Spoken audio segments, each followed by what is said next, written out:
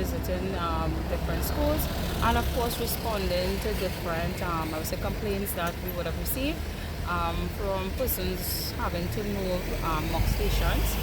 These are persons that are actively working for the candidate that had to move mock stations because they were informed by the presiding officer that probably they were within boundaries. But some of these mock stations have been operating traditionally.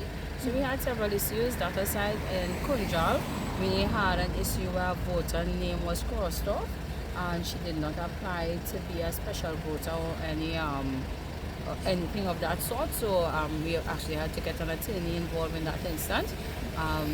But I left the station and we were told that we were given an indication that she may be able to vote, but I'm still waiting for confirmation on that because she did not exercise her right, but her name was crossed off for the rest. So they were working on that.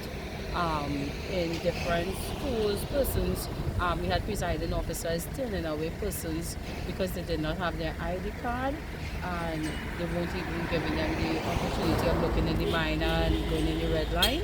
We are working through all the difficulties and of course informing my legal team of all the different issues that is occurring so far.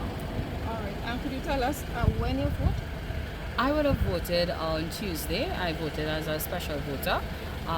Because as you know, in Tableland, we had an issue with a special voter that would have been in the by-election.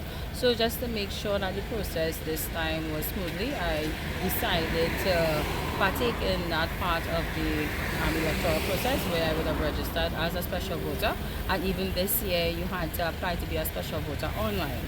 So a lot of my constituents were expressing concern. So I went on to the EBC site and I went through the process so that we are being more versed in explaining to persons how to go about it, because I had persons when my elections was called, we don't want to say any school at the moment, but persons that would already booked tickets to fly and they were calling with regards to the special voting process.